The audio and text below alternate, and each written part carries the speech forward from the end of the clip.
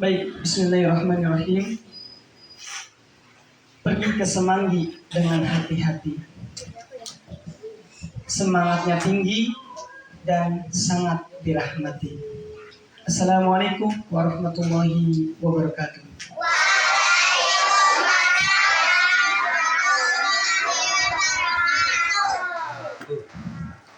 Alhamdulillah, alhamdulillahilladzi anzala as-sakinata fi qulubil mu'minin yazdadu imanan ma'a imanihim. Asyhadu an la ilaha illallah wa asyhadu anna Muhammadan abduhu wa rasuluh. Allahumma inna nas'aluka ilman nafi'an wa rizqan thayyiban wa amalan mutaqabbala. Rabbi ishrah li sadri wa yassir li amri wahlul 'uqdatam min lisani yafqahu qawli, amma ba'du. Para ustazah dan sahabat-sahabatku yang dirahmati Allah Subhanahu wa taala, yang saya hormati di sini adalah Ustadz Ajis Manjari, kemudian juga para ustazah yang ada di belakang sana, dan juga tentu teman-teman yang Ustadz sayangi.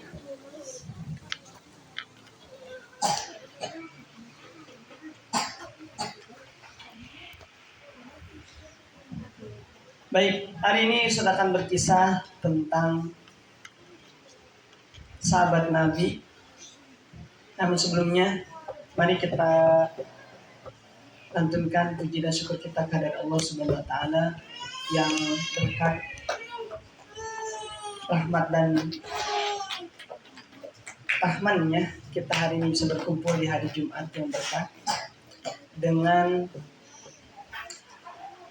suasana yang begitu cerah. Dan tak lupa salawat bersalam mudah-mudahan tercurah limpahkan kepada baginda Rasulullah Sallallahu Alaihi Wasallam, juga kepada keluarganya serta para sahabatnya, dan mudah-mudahan kita termasuk umatnya yang Allah karuniakan kemampuan untuk meneladani beliau dalam setiap aspek kehidupan kita. Teman-temanku yang dirahmati Allah Subhanahu wa taala, kaifa halukum?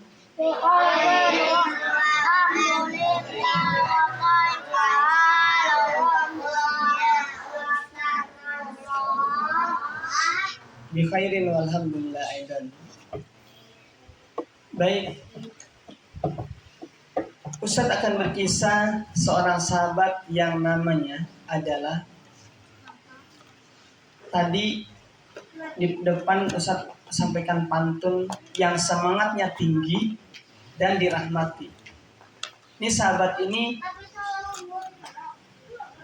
iya, tapi bukan Nabiullah Muhammad, tapi sahabatnya Nabi.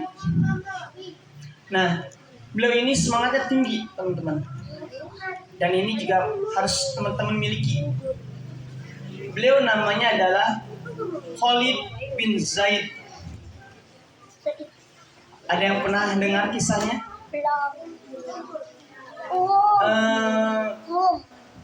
Yang siapa? Khalid bin Zaid itu?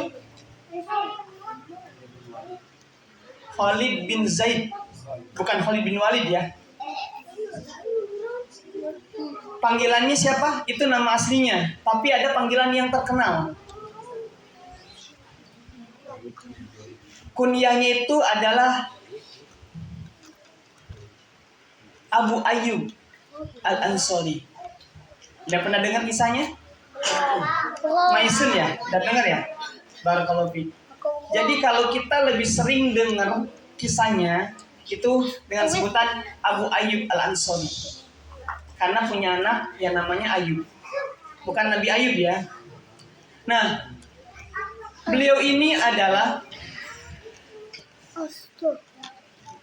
orang yang Allah berikan anugerah besar ketika Rasulullah SAW melakukan hijrah ke kota Madinah.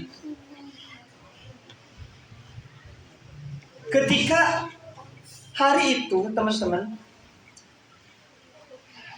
baik, sebelum Ustadz mulai, Ustadz ingin teman-teman nyimaknya dengan kondisi tenang. Baik, ista'iddu.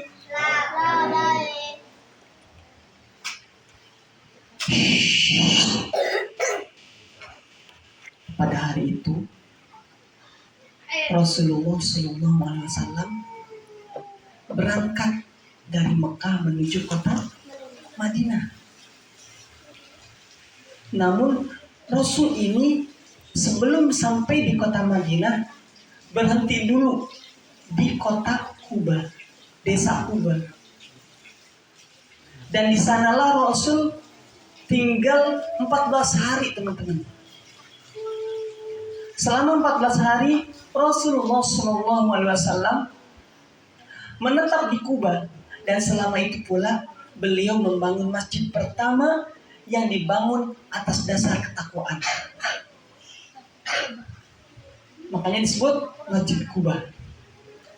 Ini jaraknya 2 mil dari kota Madinah. Jauh apa dekat? Jauh bagi yang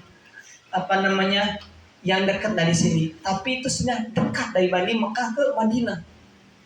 Udah mendekati. Ini namanya pelataran, seperti pelataran tetanggaan dengan Madinah. Nah, setelah 14 hari maka Rasulullah SAW melanjutkan perjalanannya menuju kota Madinah. Dan di Madinah, teman-teman, yang dulu namanya apa? Namanya sebelum nama Madinah, ada yang tahu? Ya, belum pernah dengar? Bukan Sirib, bukan. Yasrib. Dulu namanya Yasrib. Sekarang namanya Madinah. Rasul masuk, para masyarakat Madinah ini sudah merindukan kehadiran Rasulullah SAW. Dan mereka semuanya harap-harap cemas, teman-teman. Semuanya ketika mendengar Rasul mau datang berhamburan untuk melihat gerangan Rasulullah SAW yang berjalan memasuki kota Madinah. Para masyarakat di sana berharap Rasul ini hendak mampir ke rumahnya. Ketika masuk, semuanya seperti mengepung. Kalau misalkan di gang nih, pada keluar dan melihat. Dan Rasul ini menggunakan unta, dan satu persatu masyarakat Madinah ini menghadang Rasul di depannya sambil berkata, "Wahai Rasulullah, singgahlah di tempatku. Aku memiliki kekuatan orang dan juga pangan untuk bisa melindungimu." Artinya Rasul bisa netep nih di rumah.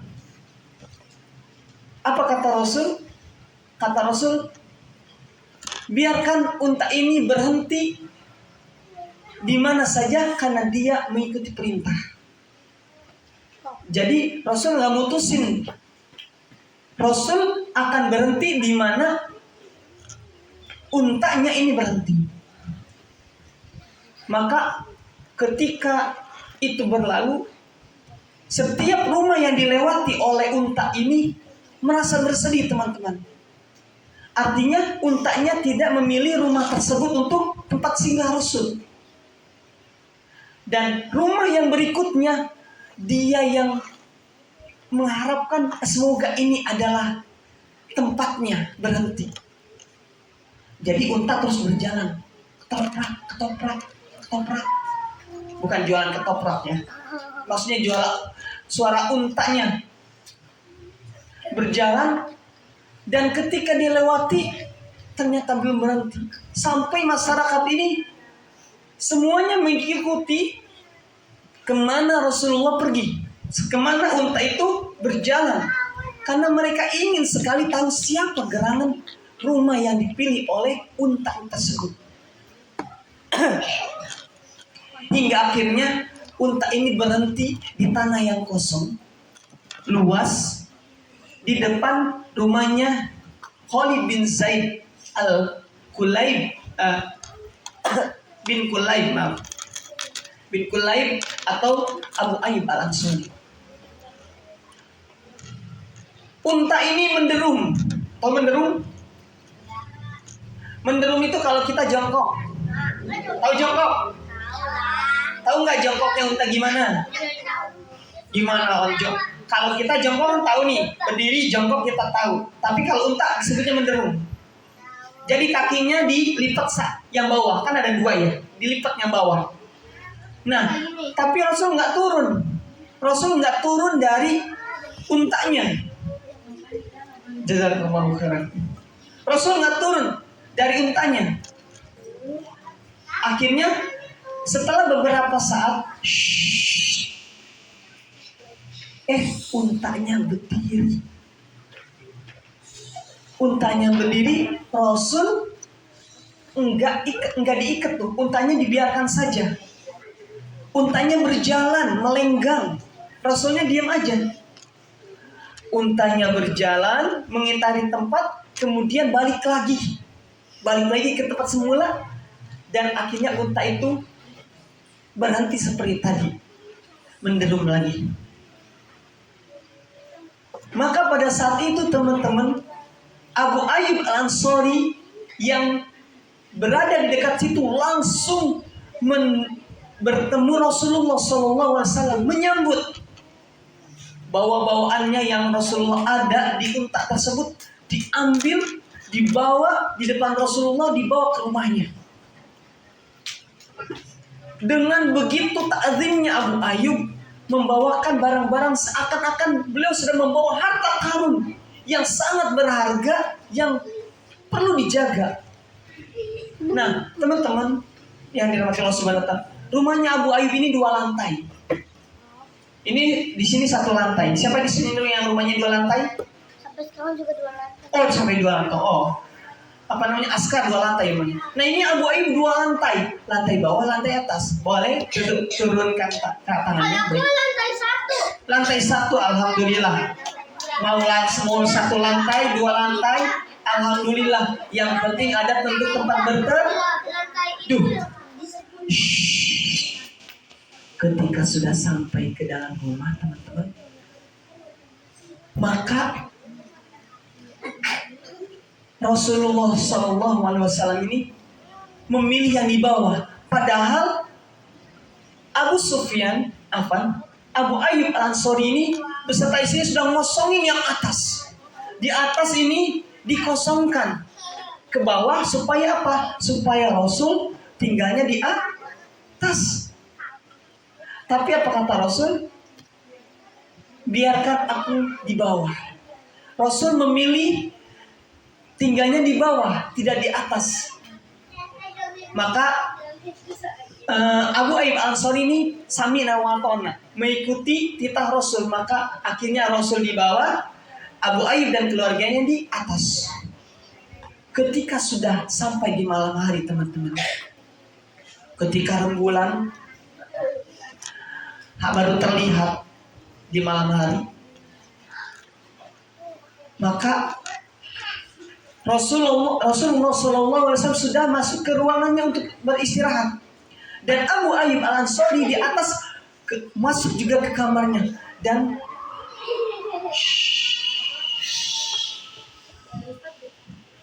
mau dengerin kisah atau mau main? Dengarkan cerita. Nah, boleh Ustaznya pinjam? Nah, kalau nggak mau dipinjam sama Ustaz, simpen dalam saku. Nanti di akhir kisah Ustaz mau tanya nih, apa hikmahnya? Karena di sini banyak hikmahnya. Ketika malam itu tiba, Abu Ayyub Al-Ansari menutup pintunya, masuk ke dalam bersama istrinya. Ketika melihat istrinya, Abu Ayyub ini bilang, celaka. Apa yang kita lakukan? Apakah pantas kita tinggal di atas sedangkan Rasulullah di bawah? Apakah patut kita berjalan di atas Rasulullah SAW? Apakah kita berada di antara Rasulullah dan wahyu? Kalau memang demikian, celaka kita. Maka besok harinya teman-teman, ketika besok harinya bilang ke Rasul, Rasul, aduh, semalam saya dan istri saya tidak bisa tidur. Kami berdua nggak bisa tidur. Kenapa kata Rasul? Karena bagaimana mungkin aku tinggal di atas sedangkan kau di bawah, dan aku berada di antara engkau dan wahyu. Kata Rasulullah, jawabannya apa? Kata beliau, tidak masalah, wahai Abu Ayyub. Biarkan aku tetap di bawah. Karena nanti masyarakat akan hendak datang kepadamu supaya mudah. Karena ini lagi di Madinah nih. Orang-orang Madinah tuh suka datang ke Rasul. Maka akhirnya Abu Ayyub Al-Ansari samina wa ta'na lagi. Pas di malam kedua teman-teman, Abu Ayyub di atas, Rasul di bawah. Gentong air yang di atas pecah. Pss. Airnya bocor. Maka Abu Ayyub ini langsung mengambil kain yang biasa digunakan untuk selimut beserta istrinya. Kainnya itu langsung dielap supaya airnya tidak menetes ke bawah. Karena Rasul adanya di bawah, di kamar bawah. Dielap sampai kering kembali. Dan besok paginya Abu Ayyub Al-Ansari bilang lagi ke Rasul, ya Rasulullah, aku korbankan bapak dan ibuku untukmu. Tapi aku benar-benar tidak bisa tinggal di atas antara engkau dan wahyu. Dan akhirnya beliau ceritakan apa yang semalam terjadi. Hingga akhirnya kata Rasul, baiklah kalau begitu. Akhirnya karena kondisi itu Rasul akhirnya mau ke atas. Kemudian Abu Ayyub Al-Ansari ke bawah, pindah. Nah, itu adalah kisah bagaimana ta'zimnya seorang Abu Ayyub Al-Ansari. Dan ketika teman-teman, ini Abu Ayyub Al-Ansari ini cinta banget sama Rasul. Cintanya itu sampai meresap ke dalam akal dan hatinya. Dan begitu pula Rasulullah Sallallahu Alaihi Wasallam, beliau juga mencintai Abu Ayyub Al-Ansari seakan-akan beliau ini bagaikan keluarganya. Nah, ketika sudah lama Rasulullah tinggal di rumahnya Abu Ayyub Al-Ansari itu sekitar 7 bulan. Lama apa? Sebentar? 7 bulan. Karena setelah itu Rasul pindah ke masjid yang dibangun di tempat tadi unta menderung. Unta menderung itu yang tanah kosong itu dijadikan masjid yang di Madinah. Yang setelah itu jadi, maka Rasul pindah ke kamar-kamar yang ada di masjid tersebut. Nah, pada suatu hari siang teman-teman, pada suatu siang setelah sekian lama, ketika matahari terik, Abu Bakar keluar dari masjid dan Umar melihat. Lalu kata Umar, wahai Abu Bakar, kenapa engkau keluar di siang hari ini? Kata Abu Bakar, tidak ada yang buat aku keluar kecuali aku lapar. Perutku ini sedang lapar sekali. Maka kata Umar, sungguh apa yang kau rasakan sama seperti diriku. Jadi Abu Bakar dan Umar ini keluar di siang hari karena kondisinya lapar. Gak berselang ada Rasulullah SAW juga keluar. Kata beliau, apa gerangan yang membuat kalian keluar di siang hari ini? Mereka menjawab, Abu Bakar dan Umar menjawab, kami tidak keluar kecuali kami merasa lapar, yang benar-benar lapar. Maka kata Rasul, demi zat yang ruhku ada di tangannya. Sungguh aku pun merasakan apa yang kalian rasakan. Kalau begitu, mari ikut bersamaku. Rasul langsung ngajak nih Abu Bakar dan Umar. Dan diajak ke tempat siapa? Ke tempat Abu Ayyub Al-Ansari. Maka ketika Rasul, Abu Bakar, Umar hendak sampai di rumahnya Abu Ayyub, istrinya Abu Ayyub ini langsung melihat dan menyapa, "Selamat datang, wahai Rasulullah dan dua sahabatnya." Nah, ketika Rasul datang ini terdengar sama Abu Ayyub yang ada di sawah atau di kebun yang dekat dengan rumahnya.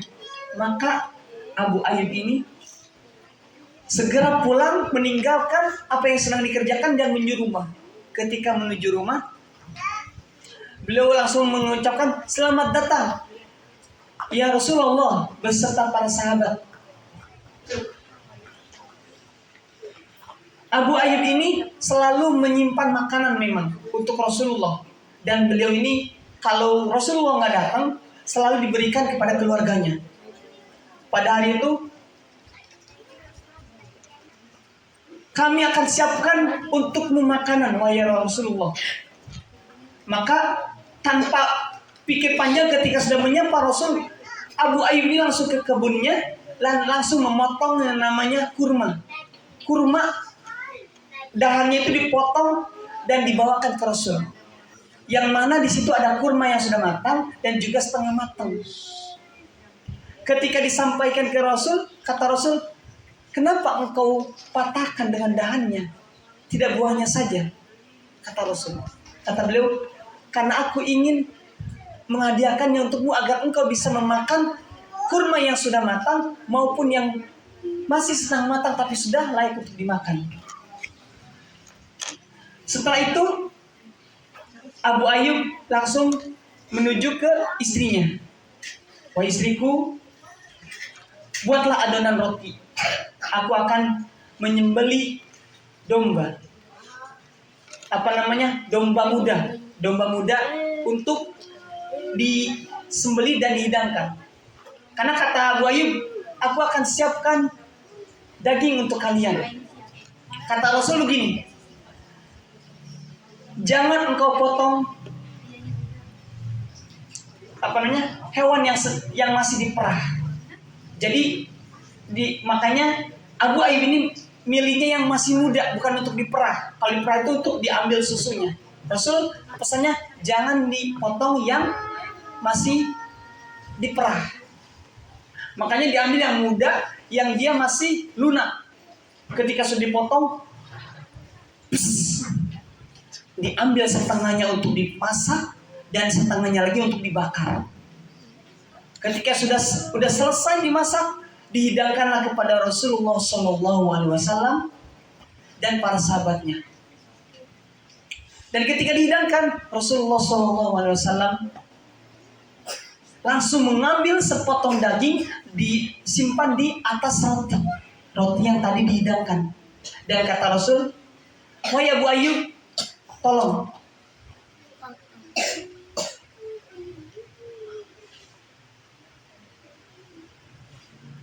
tolong berikan ini kepada Fatimah.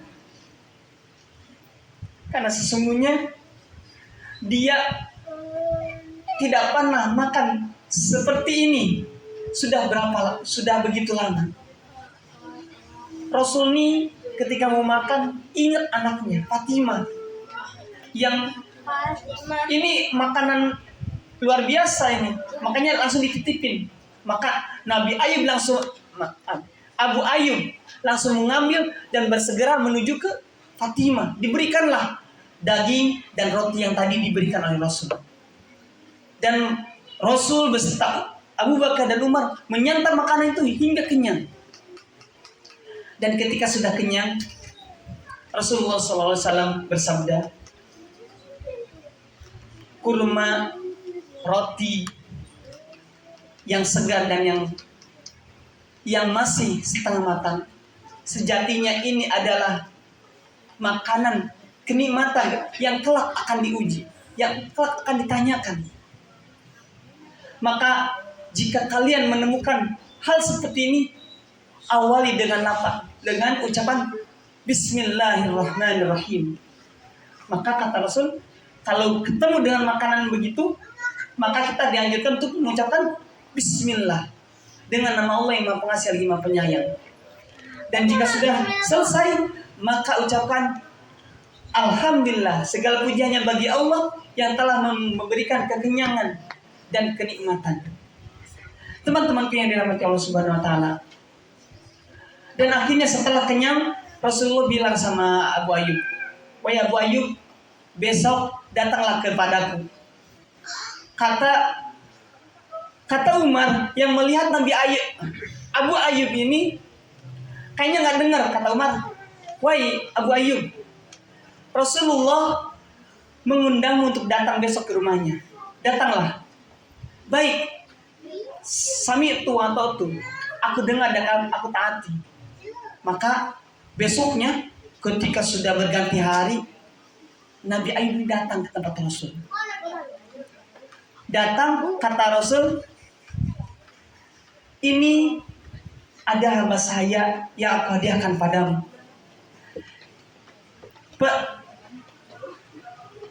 Jagalah ia, karena dia ini tidak pernah melakukan sesuatu yang buruk selama bersamaku." Maka hamba saya ini, hadiah dari Rasul, dibawa pulang sama Abu Ayyub Al-Ansori. Ketika sampai di rumah, Ummu Ayyub bertanya, "Punya siapakah ini? Punya siapakah dia?" "Ini adalah hadiah dari Rasulullah SAW untuk kita." "Masya Allah," kata Ummu Ayyub, "ini adalah pemberian yang azim dan sebuah anugerah besar yang diberikan untuk kita." "Apa pesan Rasulullah?" Kata Abu Ayyub, "Rasulullah mengharapkan kita memperlakukannya sebaik mungkin."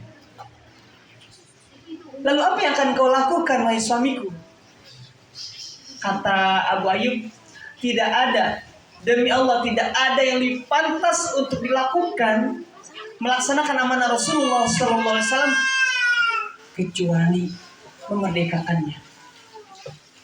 Maka akhirnya Abu Ayyub Al-Ansori ini memerdekakan hamba saya ini, hadiah yang dari Rasul tadi. Dan akhirnya merdekalah hamba saya ini menjadi bebas seperti kita, teman-teman. Teman-temanku yang dirahmati Allah Subhanahu wa taala. Baik, sebentar lagi kita akan tuntaskan. Ini adalah kisah Nabi Abu Ayyub Al-Ansori. Al-Ansori, karena beliau adalah anak orang Madinah yang membantu, ya, bukan muhajirin. Nah, bukan cuman itu, adalah sekelumit keagungan beliau ketika bermuamalah. Beliau dari zaman Rasul sampai zaman Muawiyah tidak pernah absen dari perperangan, karena zaman Rasul itu zaman perang. Nah, Abu Ayyub Al-Ansori ini selalu ikut perang bersama Rasul hingga zamannya Muawiyah. Kecuali ada uzur syar'i yang itu bisa ditolerir, tidak ikut. Nah, pada zaman Muawiyah ini, Muawiyah mengirimkan pasukan ke Konstantinopel. Kenal ya Konstantinopel? Ya. Novel. Oh iya, pernah lihat di gambar. Nah, dikirimlah dengan pimpinan dari anaknya Muawiyah, namanya Yazid. Yazid ini sebagai pimpinan dari pasukan yang akan menyerang, berperang ke kota Konstantinopel. Perjalanan yang begitu jauh, melewati perairan. Usianya Abu Ayyub Al-Ansori ini mendekati 80. Udah tua. Tapi semangatnya masih tinggi. Semangatnya tinggi meskipun usianya sudah menua. Hingga akhirnya ketika perangan terjadi, Allah takdirkan Abu Ayyub Al-Ansori ini sakit, teman-teman. Di sini ada yang pernah sakit? Ada? Iya, sama Ustaz juga pernah sakit. Karena manusia itu ada sakitnya, ada sehatnya. Nah, baik, ketika sudah sakit boleh diturunkan? Boleh diturunkan. Nah, ketika sudah sakit, Yazid ini datang menjenguk kepada Abu Ayyub Al-Ansori. Karena orang sakit memang perlu dijenguk. Maka dijenguk, kata Yazid ini, apakah ada permintaan ya Abu Ayyub? Maka kata Abu Ayyub begini, sampaikan salamku kepada tentara kaum muslimin dan katakan kepada mereka, majulah terus hingga bumi terjauh dari musuh, dan bawalah jasadku bersama kalian hingga nanti kuburkan aku di bawah telapak kaki kalian di pagar Konstantinopel. Itu adalah wasiat dari Abu Ayyub Al-Ansori, dan itu disampaikan oleh Yazid kepada kaum muslimin. Dan tak berapa saat Abu Sufyan pun kembali ke rahmatullah setelah berwasiat itu. Dan akhirnya kaum muslimin berperang hingga akhirnya sampai di depan Konstantinopel, di pagar Konstantinopel, dan di sanalah akhirnya wasiat dari Abu Ayyub Al-Ansori yang begitu semangat hingga usianya hingga 80 itu akhirnya dikuburkan di pagar Konstantinopel sebagaimana yang diwasiatkan tadi. Teman-temanku yang dirahmati Allah Subhanahu wa taala. Banyak kisah banyak hikmah yang bisa kita ambil dari sini, dan diantaranya adalah bagaimana semangat beliau dalam berkhidmat kepada Rasulullah, kemudian semangat tingginya hingga meninggal. Dan ini semoga bisa Allah hadirkan pada teman-teman, khidmat kepada para guru. Kalau tadi Abu Ayyub khidmat kepada Rasul, maka teman-teman khidmat kepada para guru, para ahli ilmu, yang itu bagian penerus daripada Rasulullah SAW untuk kita semua. Baik, itu kisahnya, dan semoga Allah jadikan kita hamba-hamba yang senantiasa bisa meniru apa yang Rasulullah SAW dan para sahabat contohkan. Barakallahu fikum, kurang dari lebihnya Ustaz mohon maaf. Wabillahi taufiq wal hidayah. Wassalamualaikum warahmatullahi wabarakatuh.